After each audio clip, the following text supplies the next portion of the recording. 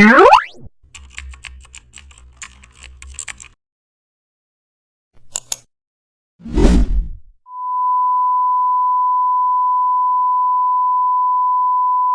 back to the channel, and don't forget to like, share and subscribe for more updates. Today we are diving into an exciting tutorial how to make an underwater glowing text scene.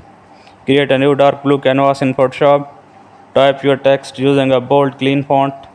Go to the blending options, select outer glow and choose gain for underwater light.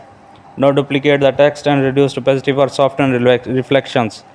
Apply a Gaussian blur for lower text to make it diffused water.